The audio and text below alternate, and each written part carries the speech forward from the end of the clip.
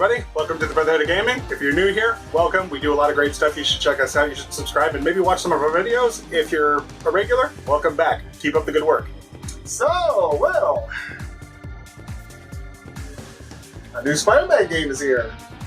Yeah, okay, so forgive us if we're a little on edge and nervous because the last time we reviewed a major blockbuster Spider-Man game, The Amazing Spider-Man 2, things got a little weird because overall we did think the game was decent and we did like it, but apparently because of that, it was enough to warrant some very weird backlash because apparently we didn't like the game enough. So, yeah. Hopefully this time when we review this Spider-Man game, hopefully it'll make us love it. We hope. Now, we're not going to try to go ad nauseum into this game because, quite frankly, well, this game is big. I mean, it is a AAA title based on one of the most popular comic book characters of all time. Yeah, I mean, odds are you guys have already experienced this game in such a great deal that there's pretty much little point for us to go into this game with such great deal and explain it as if A, you've never played a Spider-Man game before in your life, or B, worst case scenario, you ever even heard of the character? Yeah, already weird. Spider-Man being exclusive to the PlayStation 4? Eesh, talk about a bad day if you're an Xbox or a Nintendo player. For the majority of Spider-Man's video game career, Activision was the development team responsible for his major video game blockbusters. But I don't know, maybe because there was a license expiration date somewhere, or it was lost, I don't know what happened, but now we have Insomniac Games behind the helm in this adventure. So here we go again, spoiler alert, we're about to talk about the game's story. Now if you want to skip this part of the video, just move to this time code right here. So, with that being said, let's take a look at the PlayStation 4 exclusive Spider-Man. So yeah, it's been some time since we've been followers of the Spider-Man comics, or Marvel comics in general. Trust us, we're not being haters, it's just how things went. We followed the original Civil War and had a good run, but after one more day in the Superior Saga, I don't know, I personally just kind of felt like they were going in some weird directions that, while potentially good, I just wasn't feeling it. Oh boy, am I digging a grave here. I can feel it. The story in Spider-Man for the PS4 picks up later in Peter Parker's career as the Spider-Man, during his late 20s, and already a college graduate working in the science field. Going in, I feel the game obviously expects that you would probably know the Spider-Man lore well enough, as most of these games tend to usually pick and choose certain aspects from the comic book history and just kinda mix and mesh it all into one fine pudding. I guess you can call these Elseworld tales. Interestingly, through the story, you find out that only about half of Spider-Man's rogues gallery is present as established villains, but other well-known characters like Norman Osborn, who by now you would think is well known for being the Green Goblin, oddly enough is never a thing in this game, despite Spider-Man's successful occupation. I mean, hell, Spider-Man is actually cool enough with law enforcement on the same level as Batman. Hell, that's progress. Right in the opening, the story immediately establishes Spider-Man's career and cleverly blends right into the gameplay, kicking off the new adventure.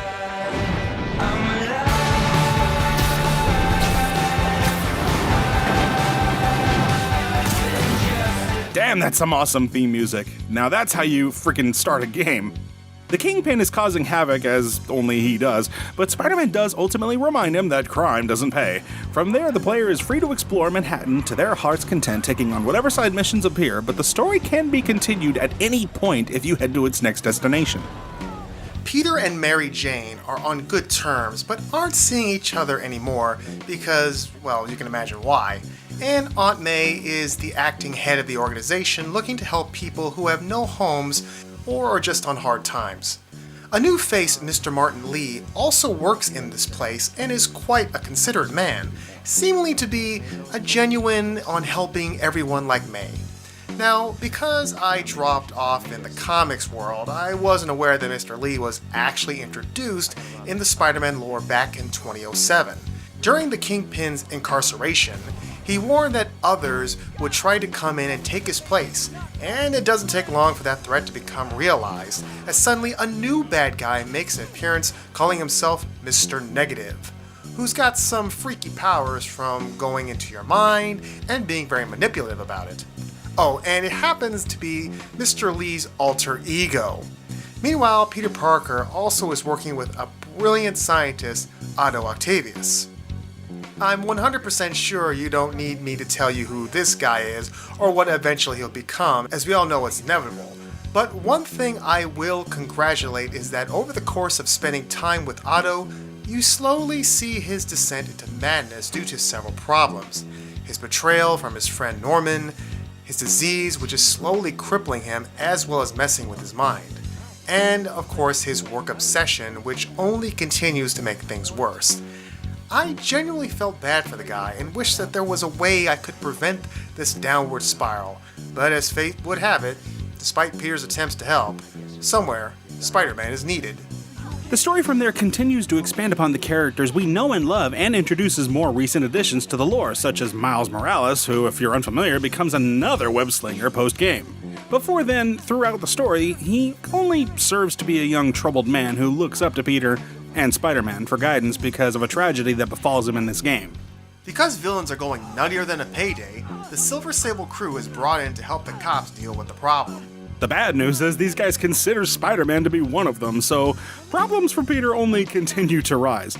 Mary Jane tries to find the dirt on Norman Osborn because the man is just full of secrets, don't you know? And everyone clearly has a problem with the guy and wants him dead, so it begs for trouble. Big shocker, MJ gets caught, but Peter's never far behind to get her out of danger. This was a kind of interesting dilemma because Mary Jane is actually sick of Spider-Man's constant protection, claiming that he never looks at them both like a team working together, but just her being a damsel in distress only serving to be a problem he's got to save every day. And to that I say, really? No. Because, you know, despite her desire to be an investigative journalist, getting her Lois Lane on and wanting to be independent, she literally is putting herself in the worst possible positions directly in the line of fire, where without Spider-Man to be there to bail her out, she would be dead. Lady, you have got a superhero who loves you. You've won the jackpot. Only once in one of MJ's quests does a Spider-Man rescue kinda sour things because she was about to get some valuable information, but because Peter from a distance saw what looked like a no-win scenario, busted in and kinda ruined it. But hey, 9 times out of 10, she's been a dead girl, so even now she's picking a losing argument. From there, the story expands as you expect. All hell breaks loose. Now, I won't give away everything that happens, as most likely you can predict what's going on here. But all in all, I can definitely say I wasn't bored with the story at any point, and there's definitely open room for a set of sequels. Still, if I had some complaints, I just don't know about this new kid suddenly coming on board as another Spider-Man. Now, I don't know if this is how it happened in the comics, but I found his addition to be very forced. If anything, it kind of ruins the mystique a little about where Spider-Man got his powers and whether or not he was a one-time fluke. But hey, that's just me. The story gets emotional and heavy in the right ways, and to be quite honest, this game told a better story than several of the previous movies. So yeah. The gameplay for Spider-Man is more or less what you would expect it to be, and it's executed very well. The buildings and streets of Manhattan are gorgeous to see and explore, and I think in a lot of ways it was probably modeled after the real building placements, as some players have even found buildings that were close to them while they've been in Manhattan. So you know what? Solid A for that kind of detail. What's more impressive is that you can also see inside most of the skyscrapers by looking in their windows. I mean, just look at that right there. You can see various blurred out layouts adding to the believability that this is a real world you're exploring. I don't think anybody's gonna disagree. This is probably the most alive and realistic Spider-Man game to date. So you know what? Color me friggin' impressed. But hey, as we've all know, graphics are not everything. It's what Spider-Man does in this overworld that's what's truly important. After the tutorial, the earliest task you're given, and one you should probably take advantage of right away, is activating the towers in each district. Much like The Legend of Zelda Breath of the Wild, by activating the tower for the current district Spider-Man is in, that area will become filled on his map, and from there, side quests along with collectibles can be found. If anyone out there is familiar with Spider-Man 2 back in the good old days, you'll find a lot of ideas were reimagined in this new edition. There's nothing stopping your story progression. You can choose to head to the areas directly, but you can take advantage of all the optional content that you can by having Peter Parker level up all his natural abilities, giving him more of an edge in the combat, or just maneuverability. When completing certain objectives or stopping crimes that pop up, you receive specific tokens, and after collecting enough of them, you can upgrade Spider-Man's gear to the same result or even purchase costumes from Spidey's history, such as the awesome 2099 suit, the Homecoming movie costume, or the Stark armor from the recent Infinity War movie. Which is really cool because the costumes even come with their own unique powers, like the mechanical spider legs from the film, so yeah, way to go above and beyond. My personal favorite though has to be the classic cel-shaded comic book costume, which looks like it stepped right off the panel from the old comic, or even right out of the old 90s cartoon. I love it. It's just a shame that it's such a pain in the butt to earn. Seriously, we had to level up to 41 in experience points just to unlock the damn thing. But on the plus side, it was a nice goal to work towards. Now I know what you're thinking right now. Brotherhood of Gaming? This is freaking Spider-Man we're talking about here. Ah! This is Spider-Man! Where is all the fighting? With that, let's talk about the combat. Much like Spider-Man 2, you have your attack and web strike and a dodge, which personally I think you should make love to, and a few web techs here and there. Combos happen naturally when assaulting anyone when just hammering the attack button. But timing is essential to everything in these fights because bad guys are not just punching bags. They can hit back and they will make it hurt. And unlike most games of today where your health regenerates naturally by avoiding combat and ducking and covering like a coward for a little bit, no, this time you have a good old-fashioned health bar. This time, you have to use the D-pad to heal yourself in a pinch if you've gained enough focus power from racking up combos. But the best way to fight is by trying not to get hit, by getting goodish at the game. And thankfully, because of the spider sense which will flicker on Spider-Man's head moments before an attack is dealt. Pressing circle will have him avoid anything or everything. I cannot stress enough that 75% of the fight is literally just keeping an eye out for the spider sense.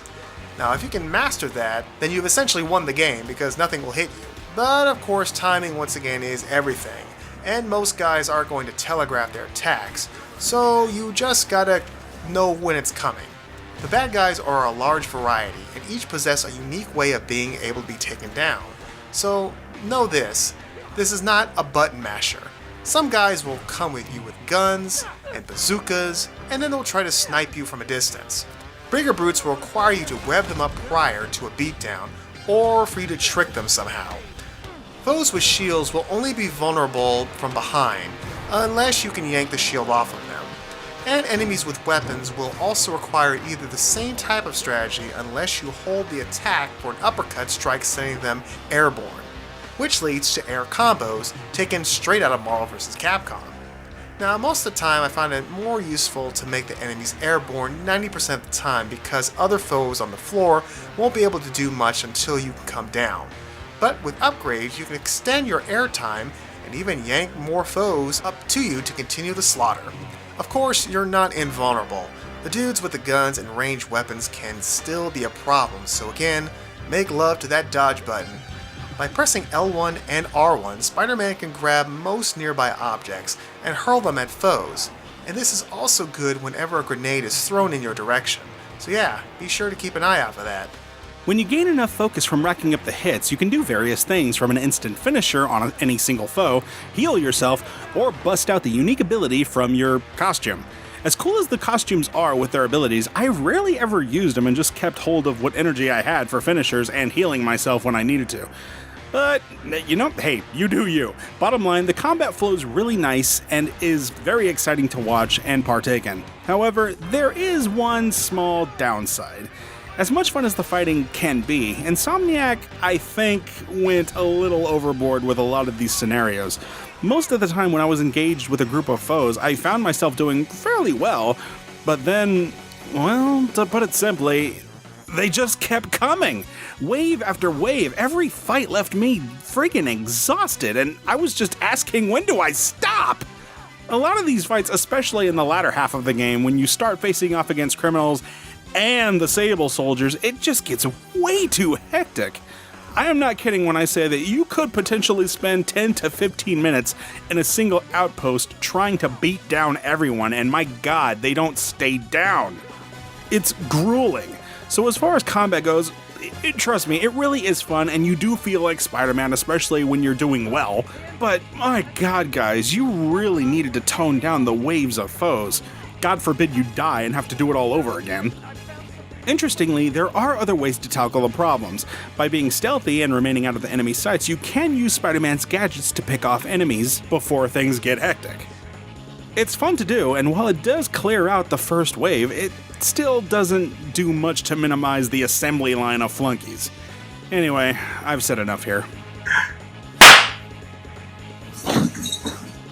Now, this is the part of the game that people are either going to love or absolutely hate. Me personally, I didn't mind it at first, but as you progress through the story, they do force you to do this quite often. Too often. During significant story events, the game will switch you from playing as Spider-Man to either Mary Jane or Morales, where you have to be an investigative journalist, but also stealthy, forcing the game to switch genres for story purposes and immersion. I understand why they did this. Once or twice would have been fine, but there are a ton of occasions where you do have to do this, and not only is it very samey each time, but after a while it just kind of got annoying and I wanted to go back to being Spider-Man. I guess to play devil's advocate, these sections aren't super long with the exception of the last one, but still, we're playing a Spider-Man game. Let me be Spider-Man! Not his not-so-amazing friends. Going back to the Overworld, when you want to take a break from the madness, there is plenty to do. By swinging by landmarks and busting out the camera, you can take snapshots for additional points. If you can locate all the Black Cat's secrets, you can unlock a costume designed by her. The Taskmaster can randomly show up after solving a few of his problems, giving you a quick fight. So there's plenty for you to keep busy if you don't feel like rushing through the story mode. Hell, you can even catch some birds.